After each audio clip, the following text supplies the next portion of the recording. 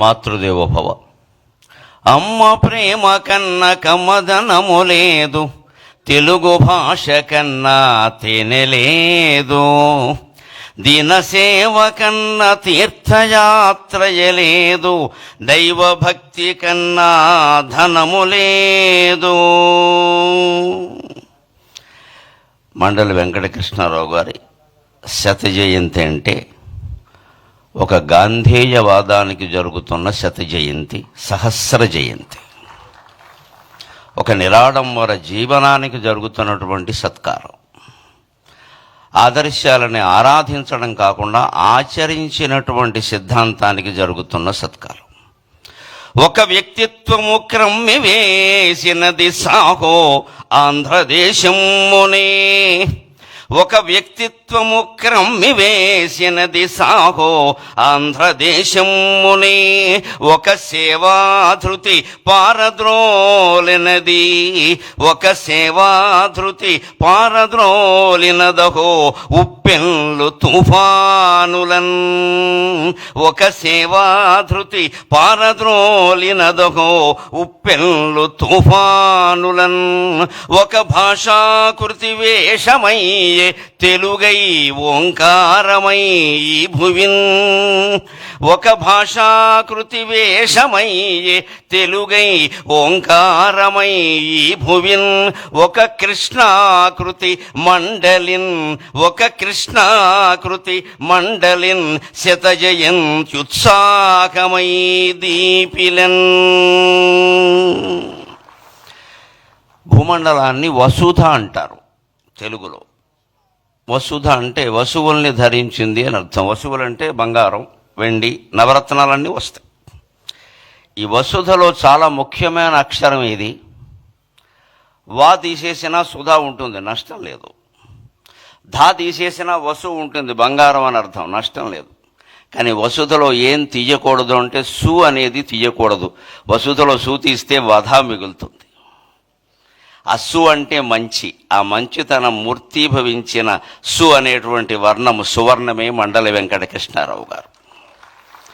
అవనిలో ఉండే మంచితనం అంతా గడ్డ కట్టి ఆయన అవనిగడ్డలో పుట్టాడు.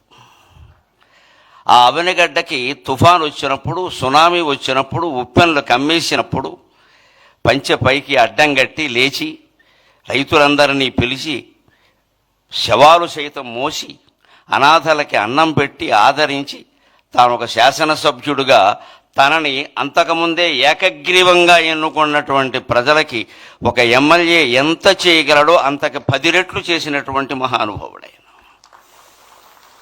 అటువంటి వాళ్ళు ఉన్నటువంటి సీమ, వాళ్ళ పేరు తలుచుకున్న చోట మళ్ళీ అటువంటి దుర్భిక్షం రాదు. ఇప్పుడు శత జయంతి వేడుకలు జరుపుకోవడంలో మన ఆశ ఏమిటి అంటే ఆ మహానుభావుని ఆశీస్సుల వల్ల మళ్ళీ ఆంధ్రప్రదేశ్ రాష్ట్రంలో ఎటువంటి దుర్భిక్షము రాకుండా సుభిక్షంగా వర్ధిల్లుతుంది, అందులో సందేహమే లేదు.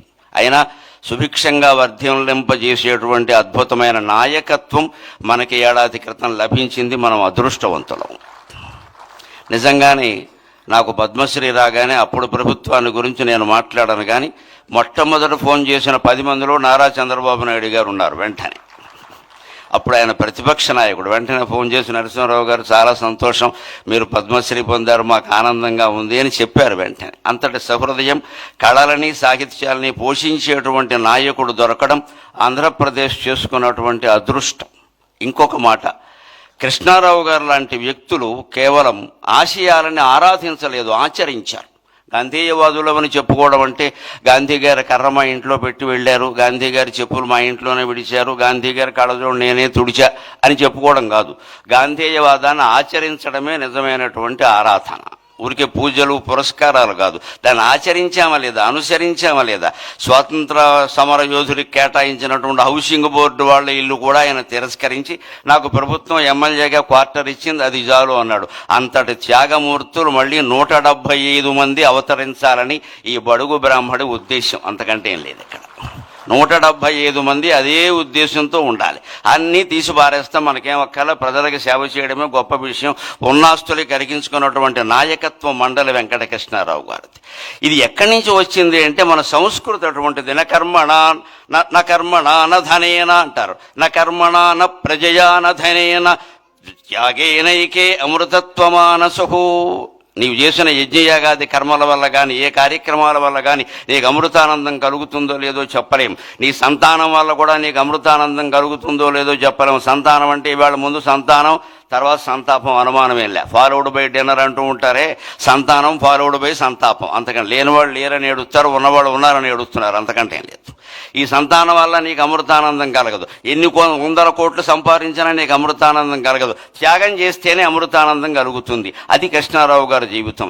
ఇట్టి ఈ క్రమశిక్షణకి ఎన్ని ఏండ్లు, ఇట్టి త్యాగానుభూతికి ఎన్ని ఏండ్లు, త్యాగమున అమృతత్వమునందుమనడి వేలేండ్ల సంస్కృతి ప్రాణమీవు, త్యాగమున అమృతత్వమునందుమనడి వేలేండ్ల సంస్కృతి ప్రాణమీవు. ఆయన భాషాభిమాని, కేవలం అభిమాని కాదు. ఆయన తప్పులు దిద్దేవాడు. ఓ మాస్టర్ అబ్బాయి కదా, గురువు గారు అబ్బాయి కదా, బుద్ధి చెప్పేవాడు, బుద్ధి తేనేమయ్యా అన్నాడు వేమన్న గారు. అందుకని ఆయన తప్పులు దిద్దేవాడు. టీచర్స్ డేని తెలుగులో గురువు గారి దినం అంటుంటే ఆ మాట ఏమిట్రా అన్నట్టు ఆయన. ఎందుకంటే దినం అనే మాట తెలుగులో ఎక్కడ వాడతారో అందరికీ తెలుసు. అందుకని ఎన్టీ రామారావు కూడా శ్రీకృష్ణ విజయంలో గొప్ప డైలాగు పెట్టించాడు ఆయన కావాలని. ఆ దినమునకు మీరు రావాలను అంటే వెనగానే రామారావు గారు కృష్ణుడి వేషంలో ఉండి తద్దినమునకే రాగలము అంటాడు. అంటే నీకు తద్దినం పెడతానని అర్థం. అది అందులో విలన్ వేషం వేసిన రాక్షసుడికి తద్దినం పెడతానని, తద్దినమునకే రాగలనని రాయవాయ, 2 అర్థాలు వస్తాయన్నాడు. భాషాభిమాని, భాషా పండితుడు కదా రామారావు గారు అంటే. అలాగే ఈయన కూడా అదే. కాబట్టి గురువు గారి దినం అంటే ఏమిటది? గురు పూజా మహోత్సవం అని మొట్టమొదట మార్చిన వాడు మండల వెంకట కృష్ణారావు గారు. భాషలో అటువంటి దోషాలు సరిచేయాలి మనం. మదర్స్ డే, ఫాదర్స్ డే కానీ తల్లి దినం, తండ్రి దినం అనకూడదు. మనకి దినాలు పెట్టే అలవాట్లేదు. ప్రతిరోజు తల్లిని గౌరవిస్తాం, ప్రతిరోజు తండ్రిని గౌరవిస్తాం. మనకి డేస్ జరుపుకోవడం మానేసి వాళ్ళ పుట్టినరోజు నాడు వాళ్ళ దగ్గర కూర్చుని పారసేవ చేస్తే అది మాతృభాషా దినోత్సవం, మాతృదేవీ దినోత్సవం కూడా అవుతుంది. అటువంటి ఆదర్శాలన్నీ మనం స్వీకరిద్దాం. ఇవాళ మండల బుద్ధప్రసాద్ గారు కూడా తండ్రికి ముమ్మూర్తుల 100కి 100 పాళ్ళు ప్రతిరూపమైనటువంటి వ్యక్తి. వ్యాసభారతంలో అటువంటి వ్యక్తుల గురించి ఒక మాట చెప్తారు. అంగాద్ సంభవసి ఆత్మావై పుత్ర నామాసి, అంగాద్ సంభవసి ఆత్మావై పుత్ర నామాసి. నా యొక్క ప్రత్యంగము రూపుదాల్చి నువ్వు పుట్టావయ్యా అంటాడు తండ్రి కొడుకుతో వేదంలో. అలాగే కృష్ణారావు గారి యొక్క ఆత్మ, బుద్ధి, మనస్సు, దేహం సర్వావయవాలు రూపుదాల్చి పుట్టినటువంటి వ్యక్తి బుద్ధప్రసాద్ గారు. ఎప్పుడు మేము రాజకీయాలతో సంబంధం లేకుండా మేము 3-4 గ్రూపుకి చెందిన వాళ్ళం ఉన్నాం. నాకు వాట్సాప్లు లేవు కానీ మాట్లాడుకుంటాం ఫోన్లో. ఏం మాట్లాడుకున్నా భాషా సాహిత్యం, ఇంకో మాట ఉండదు అక్కడ. అటువంటి స్నేహం బుద్ధప్రసాద్ గారితో ఉంది. వారి కార్యక్రమం మొదట్లో ఆయన శత జయంతి గురించి చాలా విశేషాలు మనకి చెప్పారు. మళ్ళీ మండల వెంకటకృష్ణారావు గారు లాంటి నాయకులు 175 నియోజకవర్గాలలోనూ ఆవిర్భవించాలి. ఆంధ్రప్రదేశ్ భారతదేశంలో కాదు ప్రపంచంలోనే ఆదర్శమైనటువంటి రాష్ట్రంగా ఉండాలి అని కోరుకుంటూ నేను సెలవు తీసుకుంటున్నాను. పద్మశ్రీ గరికపాటి నరసింహారావు గారికి హృదయపూర్వక ధన్యవాదాలు. ఆధ్యాత్మిక ధ్యాన సాధకులు, విశ్వ ప్రేమకు తన జీవితాన్ని అంకితం